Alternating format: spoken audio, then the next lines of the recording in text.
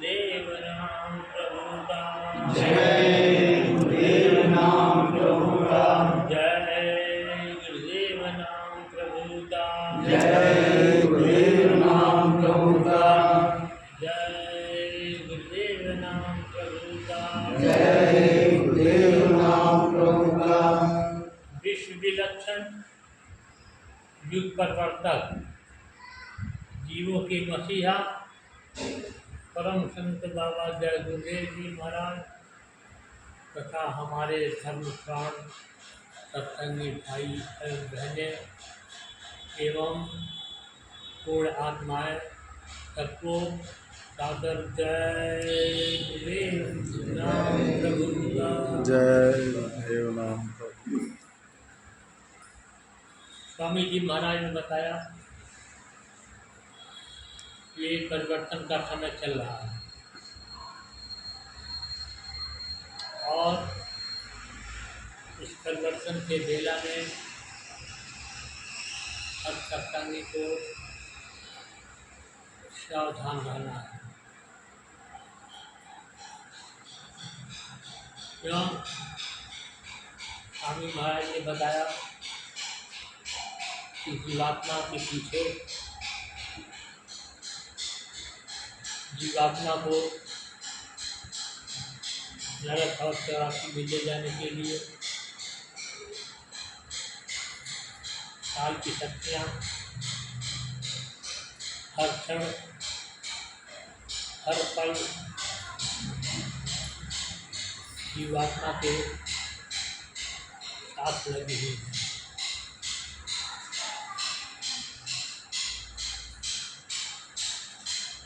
ये 24 घंटा एक क्षण के लिए भी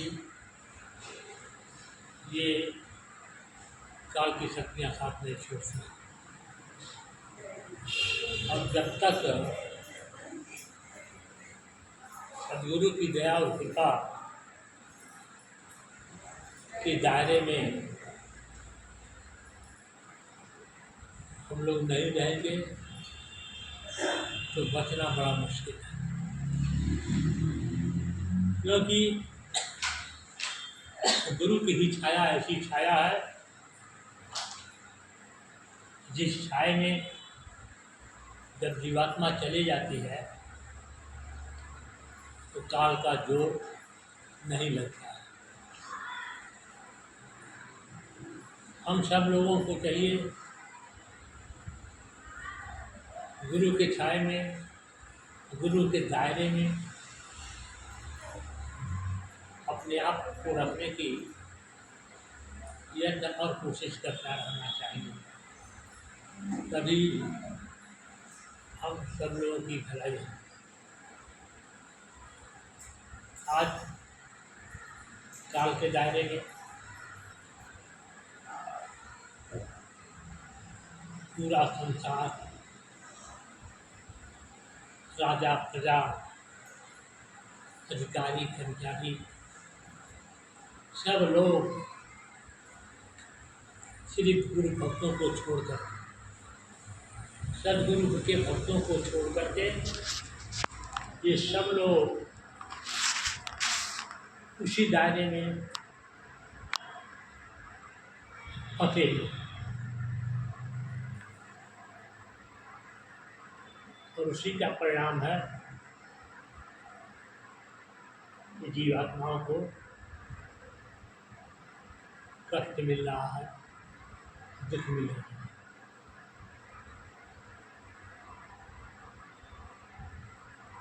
आप हम सबको गुरु महाराज ने कितने दिनों से सत्संग सुनाया, समझाया और बताया, लेकिन हम सब लोगों ने सिर्फ सुना, गुना नहीं, सिर्फ सुन सुन के रह गए, उसे गुना नहीं। इसलिए आज भी वहीं खड़े हैं जहाँ पहले खड़े थे। हम सब लोगों के अंतःकरण में कोई परिवर्तन नहीं आया, जैसे के तैसे काल के घेरे में फंसे हुए हैं। काल का घेरा क्या है? जबकि यह लोग भी जब काल के अधीन है तो काल का घेरा, यह शरीर, इस शरीर के अंदर जो रचना है वह काल की ही रचना है, शरीर भी काल की रचना है। तो ये रचना है और रचने के अंदर ही जीव फंसा हुआ है और इस शरीर में रहना भी नहीं है, कुछ ही समय तक रहना भी है। तो जब हम सब लोग काल के अंदर रह करके और शरीर की सांसों की पूंजी खत्म हो जाएगी, ये शरीर छोड़ेंगे, तो जीवन भर जब हम काल के दायरे में रहे हैं तो शरीर छोड़ने के बाद भी काल के ही दायरे में रहेंगे। काल का दायरा क्या है? यह शरीर है। काल के दायरे के अंदर ये शरीर की रचना है, जिस रचना में सबसे सूक्ष्म मसाला शब्द रूप रस गंध का है, स्पर्श का है। वैसे भी उसी का स्थूल मसाला बना जो अग्नि जल पृथ्वी वायु आकाश का है। और अग्नि जल पृथ्वी वायु आकाश में एक एक के 5-5 प्रकृति है। प्रकृति माने स्वभाव, जिससे 25 प्रकृति हो गई। ऊपर से 3 गुण है, निर्माणकारी शक्ति, पालन करती और विनाशकारी शक्ति। पूरी रचना के अंदर ये तीनों गुण विद्यमान है। और इसी मसाले से, या सूक्ष्म मसाला हो या स्थूल मसाला, इन दोनों मसालों से ये रचना हुई है। इसी को प्रकृति कहते हैं। और पुरुष भी इसी शरीर में विद्यमान है। पुरुष और प्रकृति दोनों के मिलाने से रचना का व्यवस्था हो रहा है। ये सारी क्रियाएं हो रही हैं।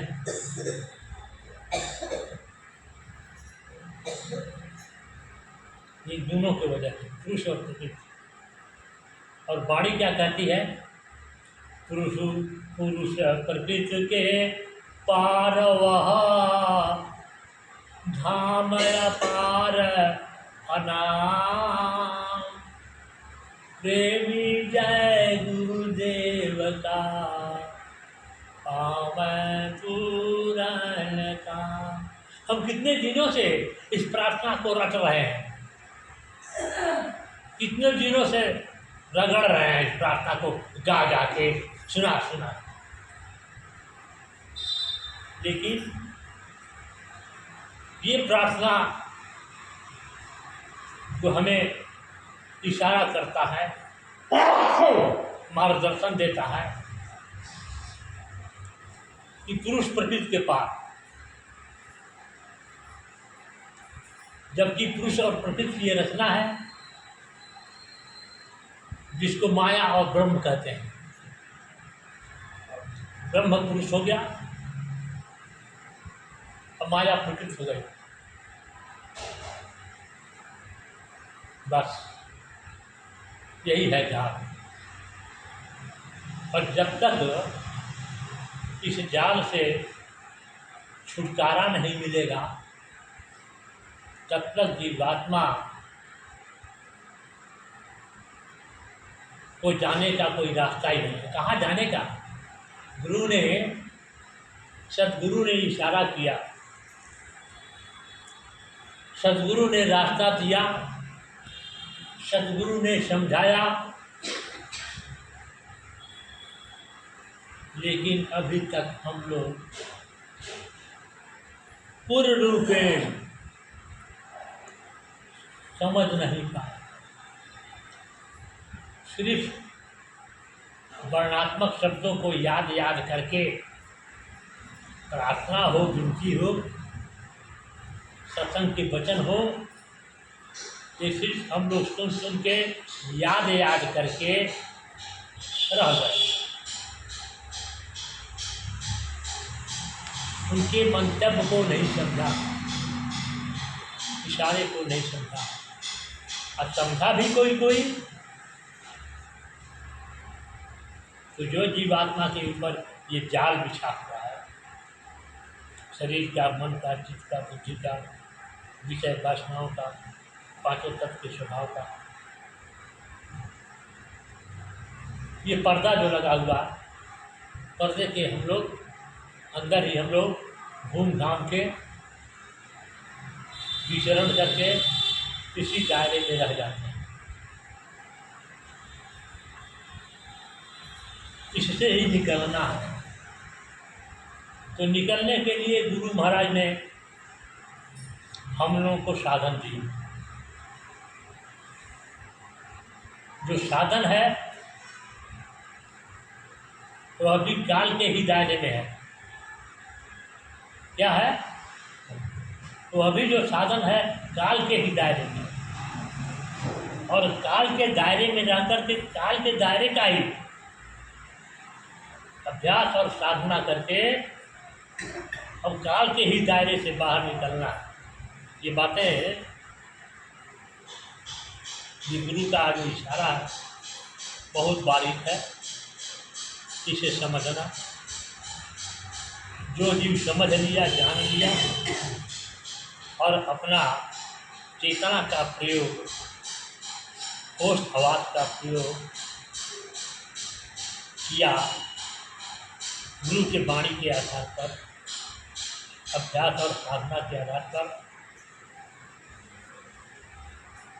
और अभ्यास साधन किया। और साधन क्या है? देखने की प्रक्रिया। साधन क्या है? देखने का अभ्यास की साधन है। क्यों? कि हमारे देखने का अभ्यास नीचे हो गया। नीचे का मतलब शरीर में देखते हैं, शरीर में क्रिया करते हैं, शरीर में क्रिया करते हैं, लेकिन उस क्रिया को देख नहीं पाते कि हम क्या कर रहे हैं।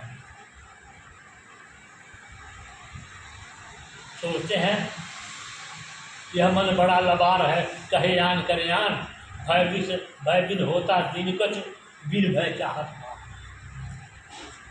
तो ये मन भय कैसे आएगा? जब तक इसको भय नहीं होगा तब तक ये ढीला होगा नहीं। और भय खाएगा कैसे? भय को देखने वाला कौन है? भय क्या है? यह सब चीज को समझना पड़ेगा।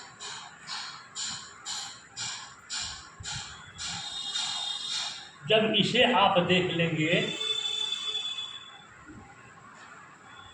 देखने की शक्ति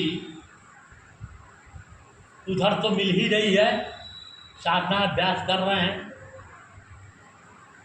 कुछ लोग देख भी रहे होंगे या देख भी रहे हैं, लेकिन मात्र देखने से काम चलेगा?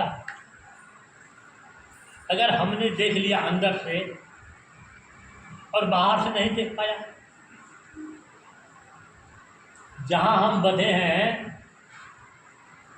जहाँ हमारी रुकावटें हैं, वह तो दिखाई नहीं दे रहा है। और इससे बाहर अगर कुछ दिखाई दे रहा है तो कल्पना की रचना है। और मानिंदी की रचना, मन के द्वारा माना गया, जो रचना है उसको मानहिंदी रचना कहते हैं। पूरा पूरा सत्य रचना में पहुंचने के लिए हमें पूर्ण रूपे इधर से अभाव होना पड़ेगा। जब तक हम पूर्ण रूप से शरीर की रचना से अभावग्रस्त नहीं होंगे तब तक मानहिंदी रचना में फंस जाएंगे। काल उधर भी रचना करके बैठा है, इधर भी रचना करके बैठा है। स्थूल में स्थूल का फसान है और स्थूल के बाद जो कारण है सूक्ष्म चले जाए उस शरीर में भी फसान है। जब हम इस फसान से नहीं छूट पाते उस फसान से कैसे छूटेंगे जो सूक्ष्म है, मन की रचना। इसलिए सत्य को समझना है, सत्य को अगर पाना है तो सदगुरु के इस रहस्य को समझा। एक वाणी में कहते हैं, गुरु की वाणी है, सदगुरु की वाणी है, एक छोड़ावे एक धरावे। जब एक छोड़ा दिया और एक धरा रहा तो जिसे धराया गया वो भी तो पकड़ लिया। एक तो पकड़ा था, एक तो पकड़ा ही था। अब थोड़ा सा विचार करेंगे, बड़े गौर देंगे। एक तो पकड़ा ही था इधर का, लेकिन गुरु ने इधर क्या किया, एक को छुड़ाया। क्यों छोड़ा, कैसे छुड़ाएगा?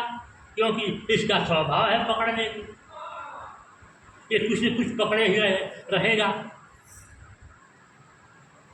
इसलिए इसे छुड़ाने के लिए उसे पकड़ाया। एक छुड़ावे, इधर छुड़ाया मन बुद्धि चित्त विषय और वासनाएं काम क्रोध लोभों से, इधर से ढीला किया। तो ढीला करने का मतलब छूटा, कमजोर हो गया। जब इधर का कमजोर हुआ तो उधर पकड़ा, तो उधर भी पकड़ा। अगर पकड़ा रहेगा तो क्या पकड़े वाली चीज बंधन नहीं है? जो पकड़ में आया, गुरु ने पकड़ाया, उसको हम पकड़ के बैठे रह गए। जब पकड़ के बैठे रह जाएंगे तो वो पकड़ाया हुआ पकड़ रहेगा तो वो भी बंधन हो जाएगा। लेकिन वाणी कहती है एक छुड़ावे एक धरावे। इस छुड़ाने धराने के बीच में वो कौन है जो धरा छोड़ा, इधर छोड़ा उधर धरा, उधर छोड़ा इधर धरा। इस छुड़ाने और धराने के बीच वाला माध्यम कौन है? जो बीच वाला है उसको समझिए। क्यों कि दोनों में कोई अंतर नहीं है।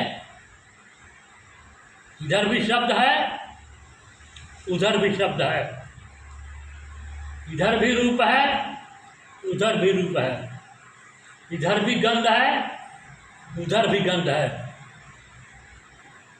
इधर भी रस है उधर भी रस है। अंतर क्या है? अंतर क्या है? अंतर ये है, इधर शब्द रूप रस गंध को जड़ता के द्वारा पकड़े जाते हैं, जड़ता से उत्पन्न होता है। और उधर का शब्द रूप रस गंध अमीय रस है, वो चेतना से उत्पन्न होता है और चेतना के द्वारा पकड़ा जाता है। इधर जड़ से उत्पन्न हुआ है और जड़ता के द्वारा पकड़ा जाता है, और उधर चेतना से उत्पन्न होता है और चेतना के द्वारा पकड़ा जाता है। चाहे जड़ता से पकड़े गए चाहे चेतना से पकड़े गए, अगर पकड़े गए तो दोनों क्या हो गया? पकड़े ही रह गए ना, तब भी तो बंधन में रहे क्योंकि पकड़े हुए। कहाँ छूटे? लेकिन गुरु का वह कृपा और दया,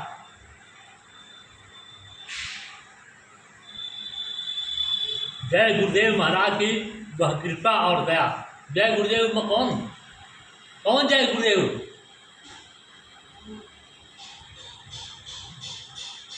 वह अनामी महाप्रभु जी जय गुरुदेव है। अनामी महाप्रभु का नाम ये हमारे स्वामी जी महाराज उन्हीं का नाम रखे हैं जय गुरुदेव। यह नाम उन्हीं का है। प्रेमी जय गुरुदेव के पावे पूरन काम। तो दृष्टा, पहले हमें दृष्टा बनाने के लिए पहली पढ़ाई का, पहले स्कूल का, पहली कक्षा का साधन है क्या? दृष्टा बनाने के लिए, दृष्टा बनने के लिए। दृष्टा कौन है? दृष्टा मन देखने वाला, और जो दिखाई देता है वो क्या है? बोलिए, हैं? दिखाई देने वाला क्या है और देखने वाला कौन है? अब आप वही आजमाइए कि दृश्य जो है परिवर्तनशील है और दृष्टा वो परिवर्तनशील नहीं है।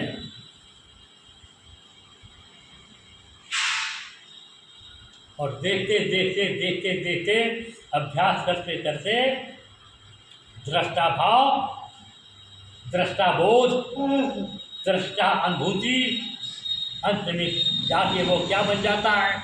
साक्षी। जो साक्षी जब बन जाता है तो सब के सब उसके अधीन हो जाते हैं। साक्षी जब बन जाता है तो अंड पिंड ब्रह्मांड यह सब जो है उस साक्षी का, साक्षी के अधीन है। सब उसके इशारे पर है, सब के अधीन है। कहने का तात्पर्य हमें देखते देखते क्या हो जाना है? जब सत्य के स्थान में पहुंच जाएंगे, जब सत्य, जिसको सत्य लोग कहा गया है, तो क्या बन जाएंगे? साक्षी। वहीं से सब देख रहा है, सारी क्रिया का बोध कर रहे हैं। और साक्षी के ऊपर आप चले जाएंगे। अगर साक्षी भाव आएगा, दृष्टा तक, चौथे नाम तक दृष्टा तक का बोध कर सकते हैं, तो दृष्टा बन के रहेंगे चौथे नाम तक। पांचवा नाम में प्रवेश करेंगे, उस क्रिया में बोध होगा तो दृष्टा बोध, दृष्टा भाव में आ जाएंगे। और दृष्टा भाव में आ जाएंगे तो अलग अगम अनाम, ये तीनों में आने जाने की क्षमता उस साक्षी चेतना में विराजमान हो जाएगा, उसकी योग्यता मिल जाएगी। ये तो मैं बाहर से गुरु की कृपा से जो मुझे बोध होता है देखने से, ये कह रहा हूँ। और ये क्रिया अभी कितनी, हम कहाँ हैं? अभी 50 साल 40 साल हम लोगों ने सत्संग में समय दिया, अभी पिंड नहीं छूट रहा है। पिंड को नहीं देख पा रहे हैं, मन के धार को नहीं देखते हैं कि मन क्या है, क्या है? उसका कोई स्वरूप है? मन क्या है? विचारों का एक समूह है, अनंत विचारों का समूह ये मन है, इसके सिवा कुछ नहीं। ये लहर है, ये लहर उठती है कहाँ? पानी के ऊपर ही पर। आपकी चेतना बहता है पानी, उस चेतना के तह पर उठने वाली ये लहरें हैं। विचारों का जो समूह है, इसी के वजह से न स्थिरता आती है न सत्य का बोध होता।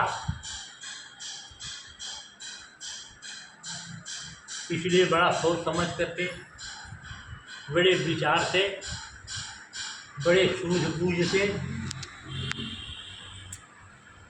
सुन लेना, कह लेना,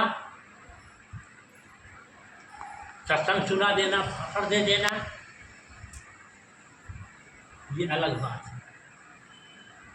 लेकिन क्रिया रूप में, बोध रूप में, अनुभव रूप में उतरना, ये गुरु की दया कृपा जब मिलेगी और आपका लगन उसके अनुरूप होगा, जब आपके अंतःकरण में, मन के अंदर, चित्त के अंदर, बुद्धि के अंदर सब कुछ क्रिया होगी प्रभु की, दया होगी प्रभु की, जब हम उसके अनुरूप बनेंगे। अमृत तो आ ही रहा है, अमृत तो बरस ही रहा है, उसकी धारा फूट चुकी है अमृत की, लेकिन पात्र जो है पहले से भरा पड़ा है। पात्र में काम है, क्रोध है, लोभ है, मोह है, शब्द है, रूप है, रस है, गंध है, स्पर्श है, मेरा, तेरा, अपना, पराया,